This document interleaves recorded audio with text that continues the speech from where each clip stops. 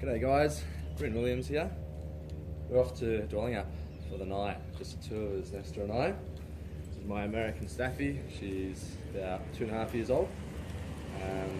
Wife's got work this weekend, so we thought we'd head off, just the two of us, with the car all decked up, all set up, ready to go. Cool, let's do it. Bye Nesta. Come on.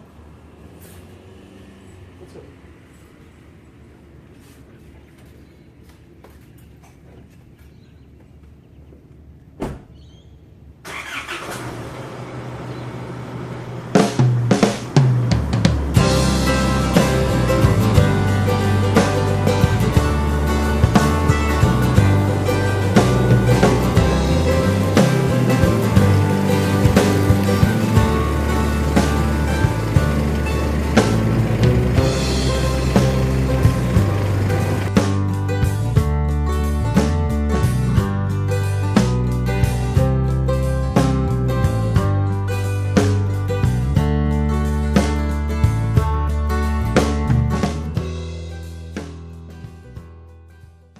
Okay, so we've just pulled over, we're in Dwellingup now.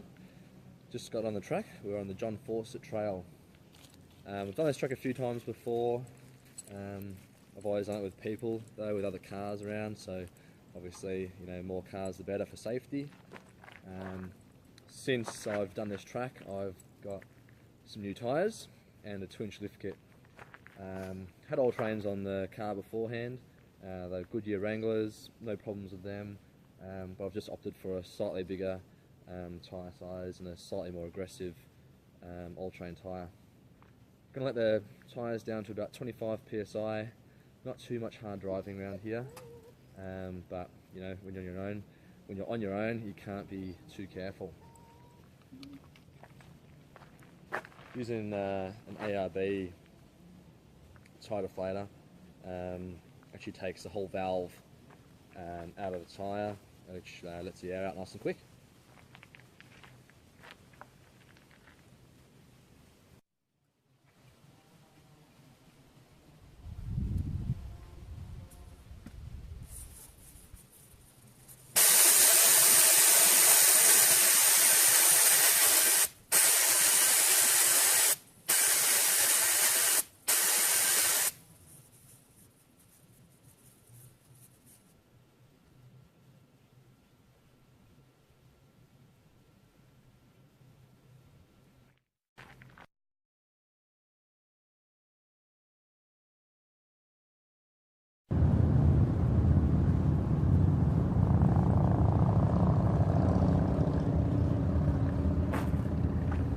Cool, all done, all tyres on it, about 25 psi. Just want to take this time as well to explain, this is my first trip video, maybe first of many, we'll see. Doing all my video editing just on my phone. I've got a Samsung Galaxy S6, phone's currently on a tripod.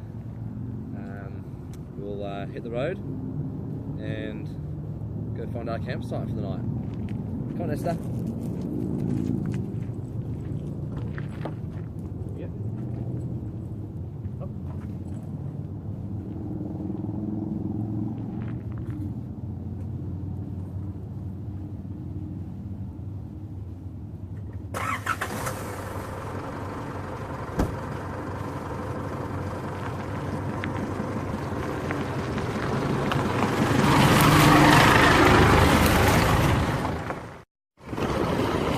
Okay, so we're driving now on the way to the campsite.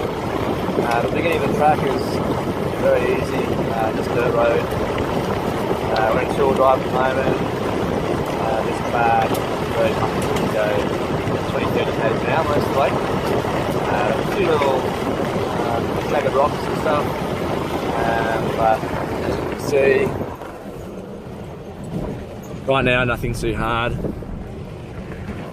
Hopefully we find a little bit of mud later on, not too much, as I said before, on our own, about anything too extreme today. Bit of a bumpy bit here. We'll navigate this, and hopefully get some good footage of some forward driving later. Cool. Just thought I'd show you some of the affected areas by the bushfire, and this whole area was completely consumed. As you can see down there, I'll stop the car so you can have a good look. Oh, that's been completely burnt out, but it is beautiful seeing all the green coming through, especially through the black boys.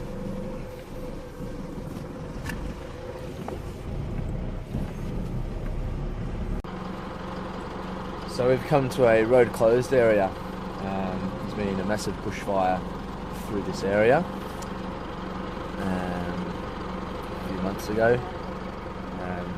Massive bushfire. So as you can see there, track closed due to bushfire, unsafe road conditions, and bridge outages. It's saying there. So there's another track up here. Pretty sure that's the track that takes us to where we need to go. So let's do it.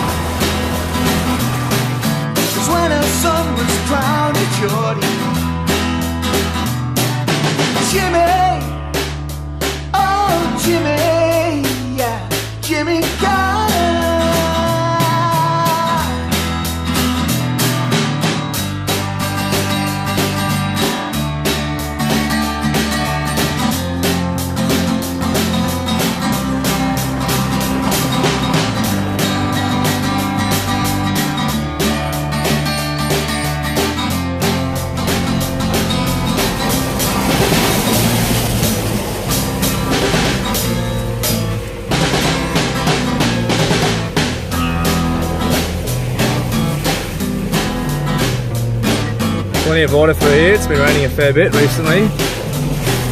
Car out in front of me as well.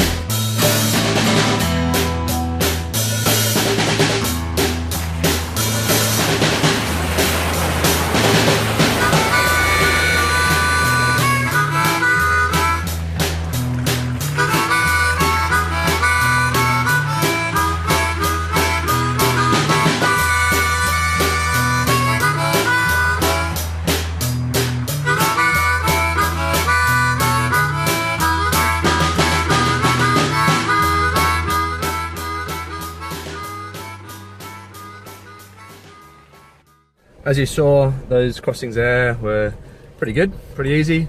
I made sure I got out though first and just prodded it with a stick a few times, just to make sure it wasn't too deep and the ruts weren't too big.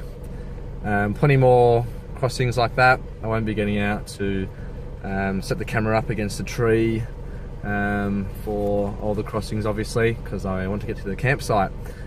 Cool, hit the road.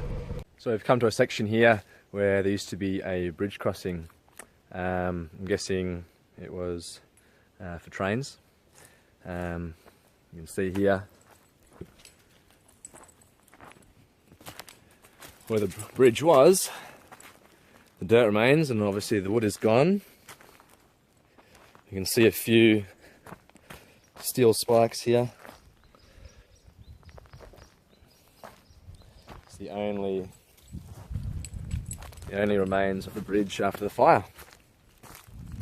Nearly at camp now, so probably another 1 or 2 kilometres. Had a few fun little water crossings. Car's getting a little bit of a workout, testing out the new tyres and lift kit. So we'll get back on the road. A few more minutes down the road and we'll be there. Set up camp.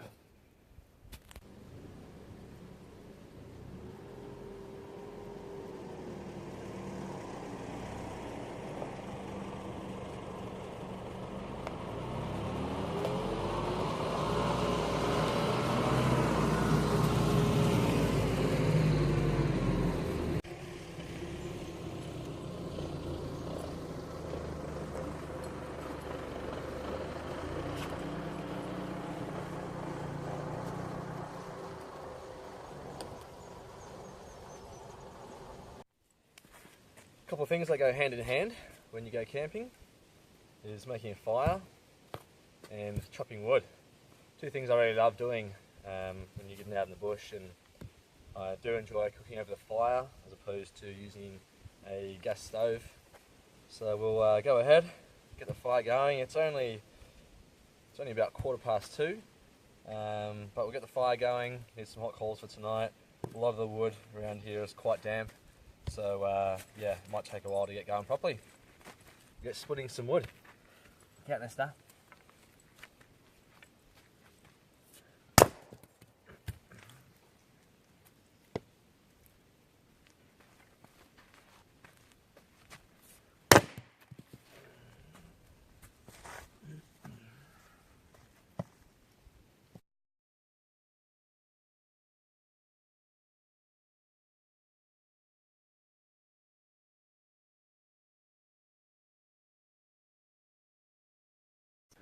Okay, so we're all set up at camp.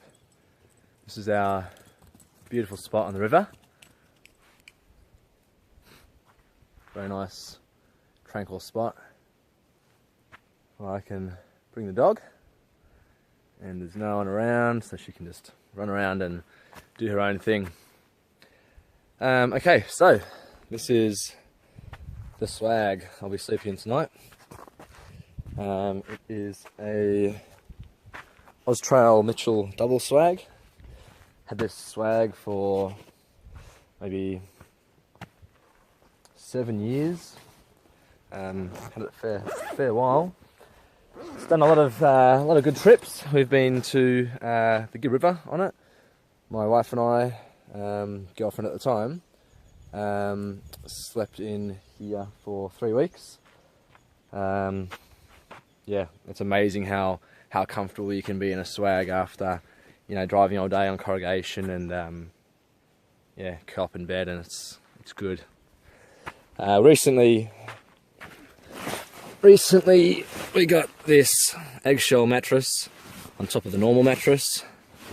Tonight will be the first night that Nesta and I will be giving it a shot. First time out on the swag since we put the mattress in. Tools. These are the tools.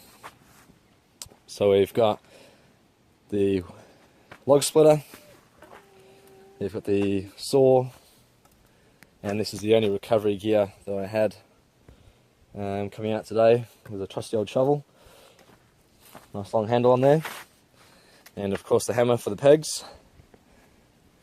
Dog bed, my chair, nice luxurious items for sitting on the fire. I wasn't going to put up the awning today, the gazebo, sorry I should say, but we've had a little bit of rain, even though looking up at the sky right now, it is looking quite lovely, but better to be safe than sorry. First time I've actually set it up on my own. It took me about 10 or so minutes. Not too bad. What else have we got? We'll be cooking on the fire tonight. We've got the cast iron pan, grill, and just a flat plate on the bottom. We'll be cooking over the fire, so split some wood, what you saw before. I've collected some just offcuts and stuff that were left from the fire. So we'll be chucking all that on the fire today. I did bring a bunch of wood from home. As you can see, those bits just from Bunnings there, and I have some more stuff that I get out in the bush near home. Easy with a ute just to chuck it in. Cool, so that's pretty much it, guys. Pretty simple setup. We'll go through a tour of the car a little bit later on. Cheers. Thought I'd take the dog for a bit of a wander. We do a few little tricks. Shock's doing a bit of parkour stuff. It's good fun. We're on Instagram. We do lots of good stuff on there. Lots of pictures of, lots of videos and pictures of some of my training. I do CrossFit fairly seriously. Really good fun. Nesta comes to the gym with me, and yeah, I'm a coach there as well at Range of Motion. Nesta comes to the gym with me, and we get to hang out all day, which is really cool. Let's see if we can get Nesta doing some cool tricks, hey? Oh, she's gone for a walk. I think she likes exploring along logs and stuff like this. I kind of encourage her to go across, and then after a while she'll go and do stuff like that on her own. The other day I went down to the playground with her near work, near Range of Motion, and I was getting her to climb a ladder on the playground there. Nesta, there you go. Nesta, Nesta, sit, sit. Sometimes she doesn't like listening. She's on the scent of something. Anyway, like I was saying, we went down to the playground the other day, climbing ladders. I got talking to this bloke. He had a little dog there, and Nesta and this little dog were having a good play. Talking to this guy for about 5 or 10 minutes. I turn around and Nesta's halfway up the ladder. Maybe, you know, that high. If you can see how high that is. 5 steps or so. And she can just climb up there. It's really cool, really good fun. Good bonding stuff. Let's see if we can get her to cross this log here. As you can see, there's one section of that log that's in water. And that's an island over there. There's some ducks in the water. Little island over there. Let's see if we can get Nesta to cross that.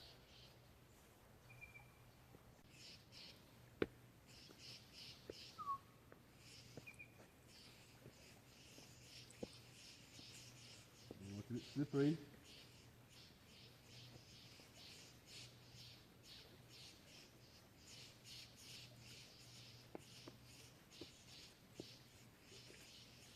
And a bit bouncy.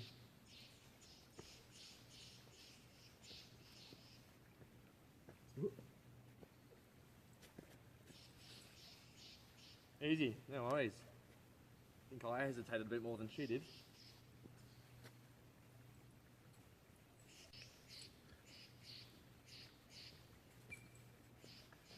Go on.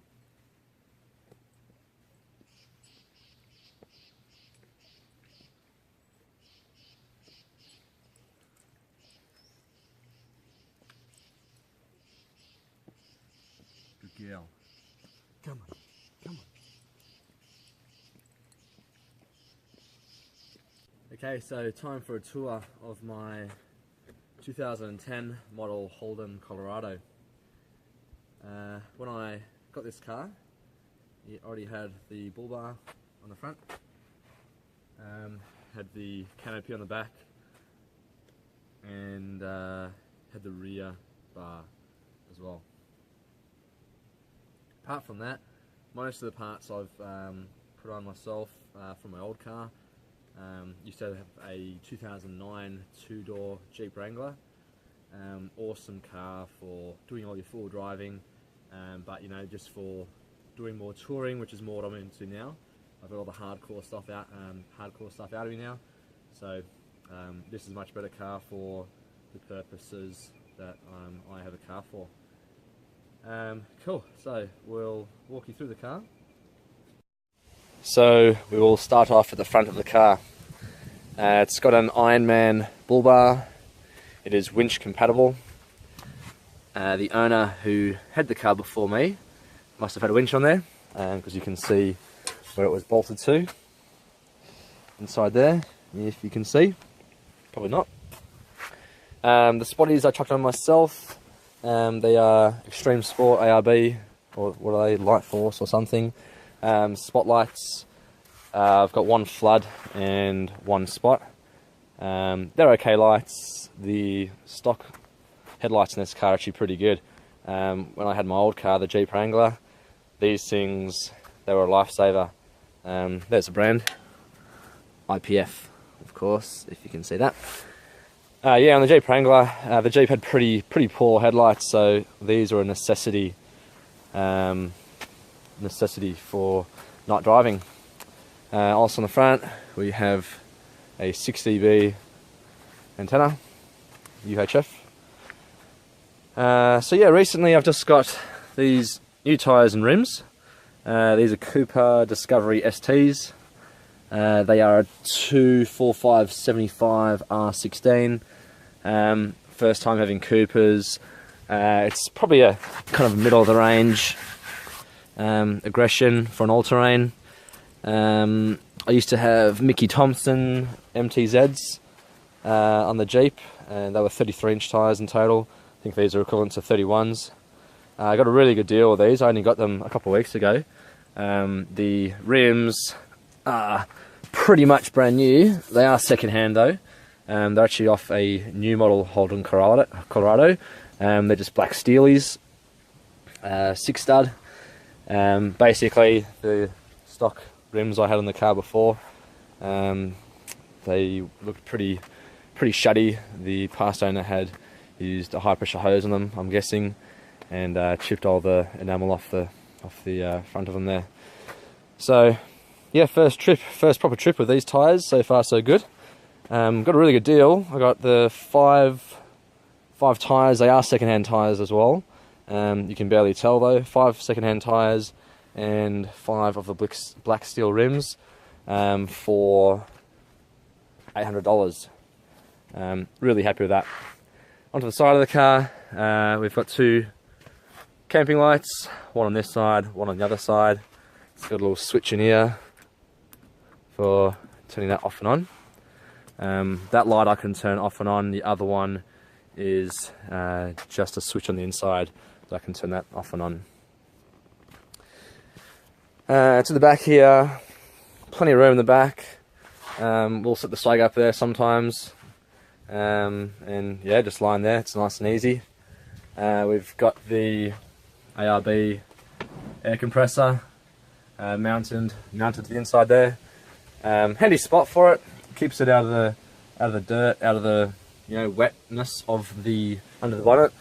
Got the fire extinguisher. I do have a light up here as well.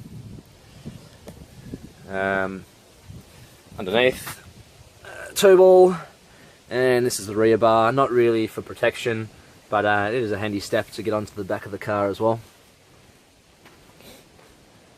There is the other camping light. The roof rack as well. So these bars, they were already on the canopy when I bought it. It also has the gutters there if I want to chuck another roof rack on there. I would like to get an awning down the line, so I'd have to get some rails to go on there and on that awning. The cage I had on the Jeep, it's actually a really good cage. They're a little bit heavier than some of the other ones. They're not as sturdy, but you can tie anything off anywhere, which is super handy. So, you probably saw from me driving around, I had this gazebo on the top. I chuck some wood on there, chuck jerry cans, the swag sometimes if I have no room in the back. Cool, so we'll go into the inside of the car. So here we are in the interior of the Colorado. Not too much to see here. Got a few recent things I've thrown here. Got the steering wheel cover. It's a nice RM Williams one, just from Super Cheap Auto.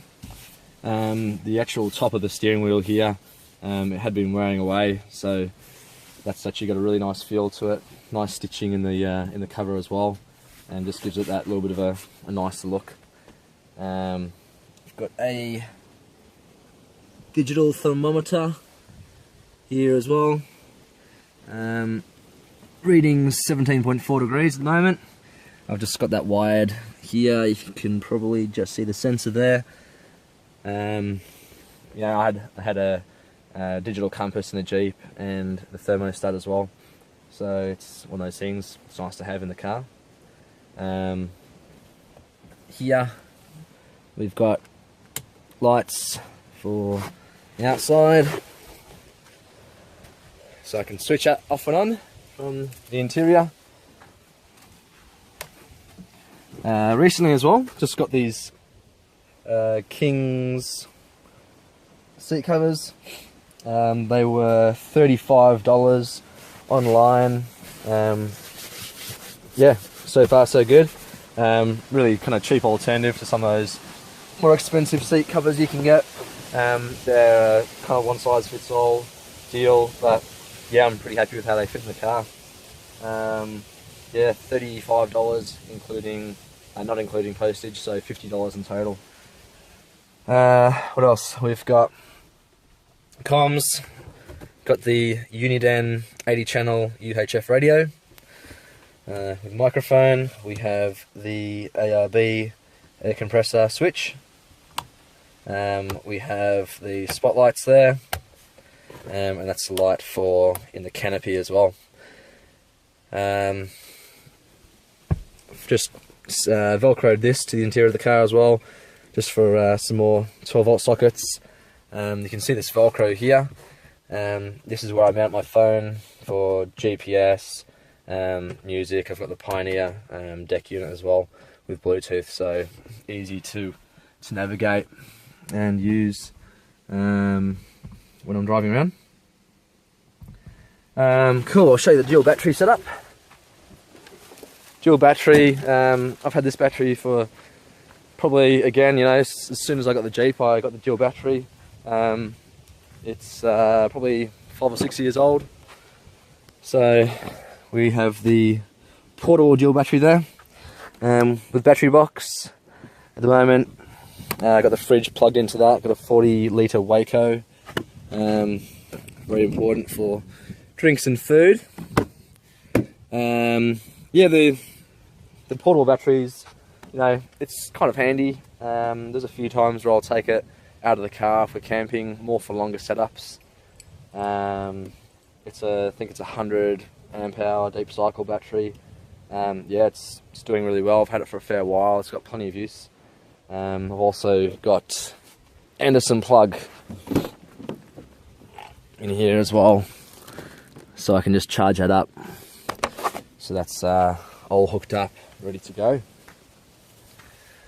That's pretty much it for the interior, guys. Time for a drink, I think. Get the fire going. I did say I was going to get the fire going before, but it's 3:20 now, so now it's probably actually time to get it going.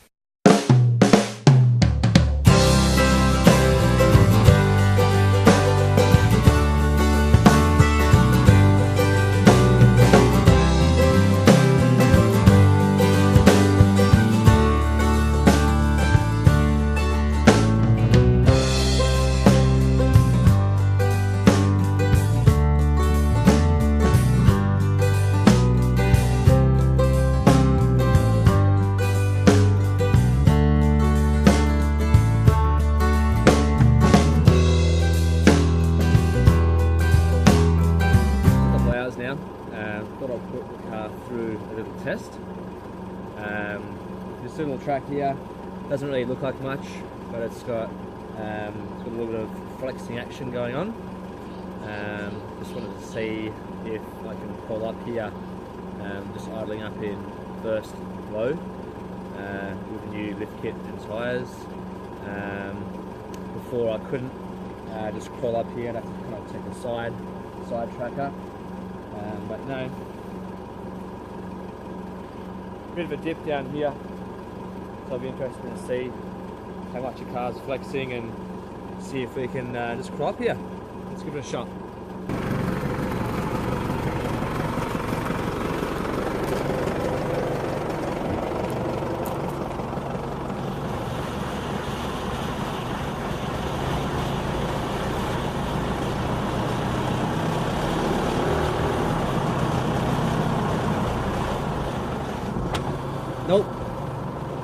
come up with a bit of momentum.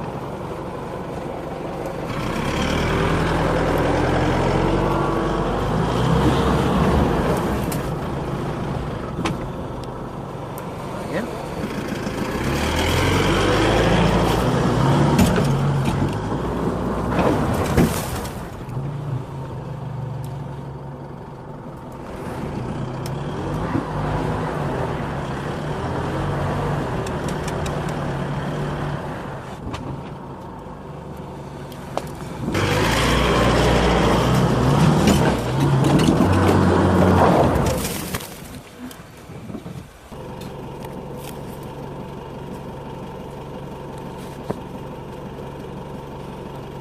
So none of that worked.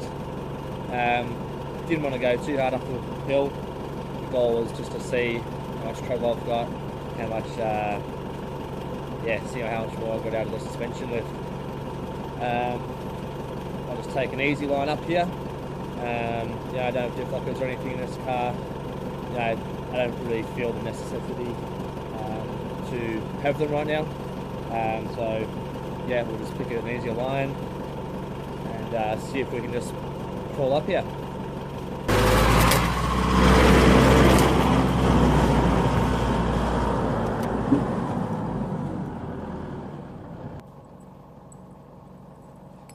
There we go, piece of cake, no problem at all.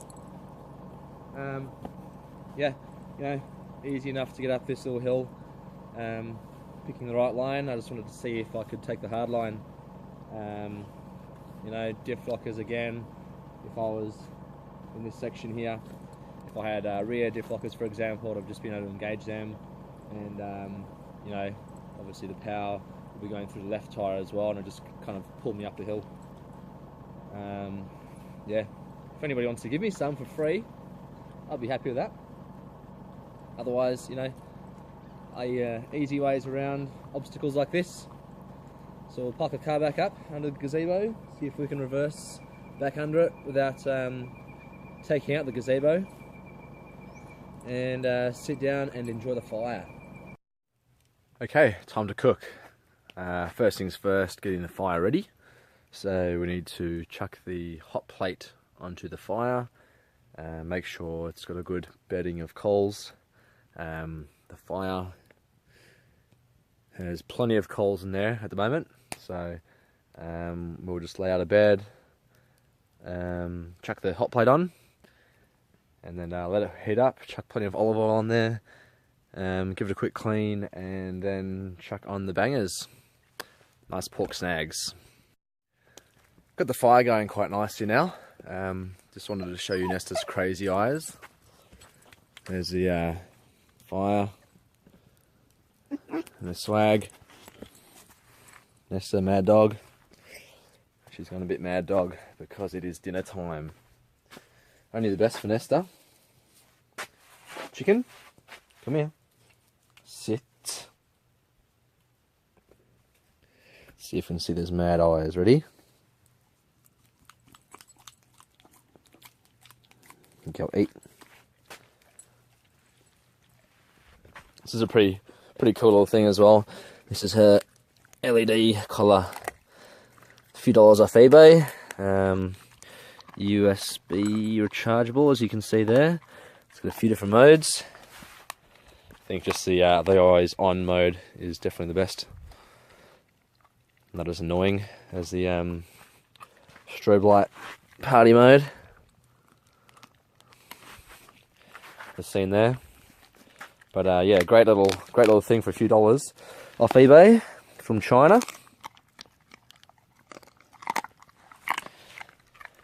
Got dinner ready to go. We're having a sausage sizzle for dinner.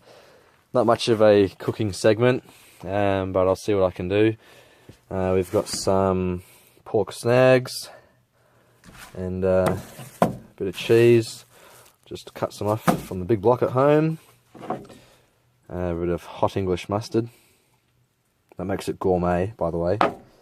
And plenty of butter there. Nesta's got through that other one already. So, second one, Nesta. Good girl.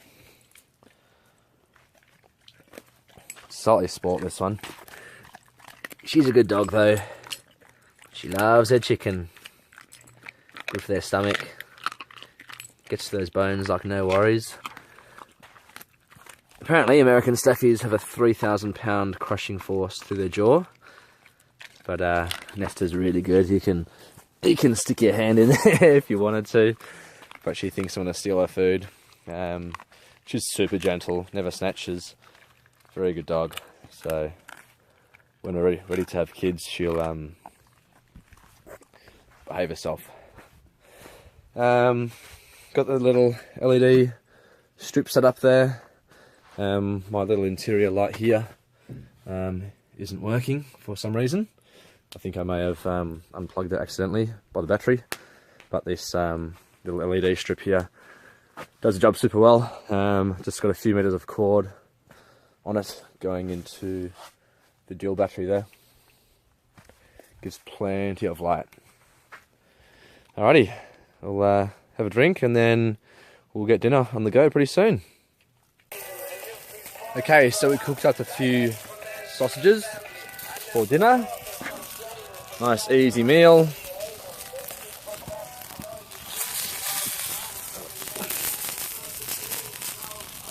No, Nesta. You stop licking your chops, mate. Good girl. Okay, so we'll chuck these straight in the buns that I've prepared earlier. Here are the buns. A few snags I got off a little bit earlier on, so cooking a little bit faster. Okay, snags are in. Chuck a bit of the old vintage smokehouse sauce on there, nice tasty one. Plenty of sauce, don't be shy. In the buns we've got some cheese, plenty of butter, and a bit of hot English mustard. Nice and simple. Normally I'd make more of an effort, but seeing it's just me, who can really be bothered? I'm not complaining. Make sure we chuck all the rubbish in the bin. And let's get into it. Yum.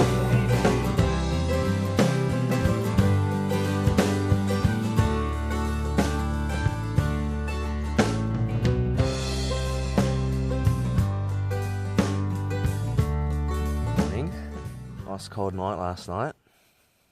Probably got down to a couple of degrees, I'd say. That's okay, we've got 2 sleeping bags in here and a hot body to keep me warm too, and I think she uses me too, so that's okay. She's a good dog, this one. Good cuddle dog. Brekkie this morning, bacon and eggs. The fire, which is just out there, appears to be out. Hopefully there's still a bit of heat in there. How's that hay to wake up in? See the sun coming through the trees there. Beautiful, peaceful morning. Only noises right now are the rapids down the stream and a few birds. Very nice way to wake up. I'm going to try and shoot a few time-lapse videos on my phone. See how they turn out. If they turn out well, then you'll see them. So we'll get up. I've had a big sleep in. It's about 8:30 right now, so yeah, good sleep in. I needed that. Get the fire going if we can, and hopefully be out of here by 11 after packing up. Cool, let's get to it.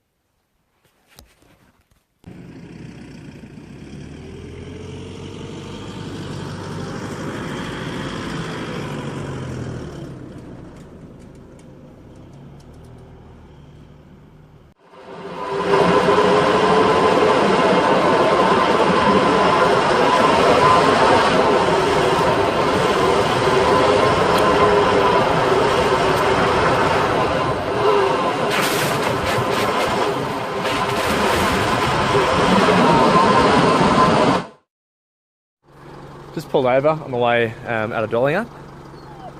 Just wanted to get a quick glimpse of what the car looks like under full flex. So, you can see that I can rock the car with my hand. So it's fully flexed there. Shitload more than it was under stock, that's for sure.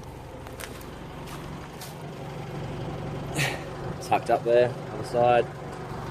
The front's not really doing too much, but that's what it's like anyway. Cool, yeah, a lot more trouble than stock, so pretty happy with that. Heaps of room, hey? So just going up the last tire now. It's taking about a minute 30 to go from 25 psi to 40. So I worked that out with the front tyre. Now I can just keep an eye on the watch. Saves me having to go back and check every time. From here on, just dirt road. It's all very flat, no corrugation. That's why I'm airing up now. So I can, be going 80 k's an hour at least along here. This is just running around in the bush somewhere. You can see her lurking around. So we'll head through Binjara on the way home. Home is in success. So from here, probably hour and a half, maybe a little bit longer from here. Took us about 30 minutes to get out of here from campsite. So yeah, 2 hours in total from camp to home again. If you go to some campsites in Dwellingup, it's about an hour from my front door. So they're a bit more commercial, caravans and stuff around there. But yeah, super easy to get to. So I'll put this back down here.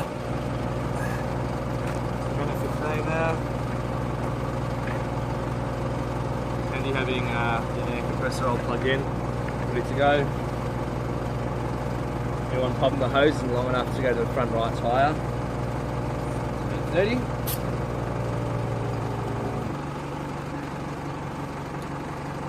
Don't know how accurate this is, just a cheap one off eBay. There you go. Get on 40 psi there. Just a cheap thing off eBay. It was $10 or something. But hopefully when it says they're all at 40, then at least they're all consistent. They're all the same psi. Cool. We'll pack this up, hit the road, and we'll see you in a bit.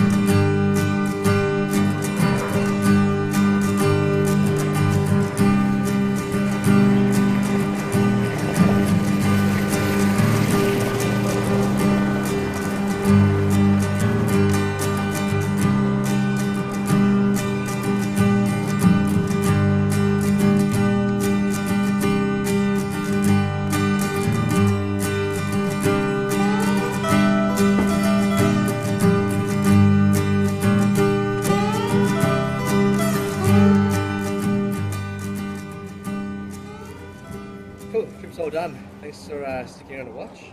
If you're interested in me doing some more of these videos, give me a thumbs up, and please, leave a comment in the below.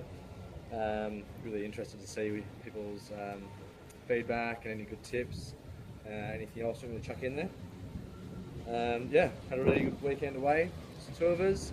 We'll be doing that again for sure. Thanks guys. See ya.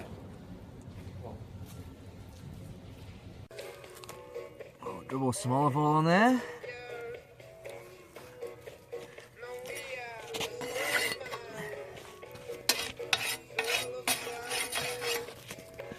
Might just chuck my gloves on. Whoop.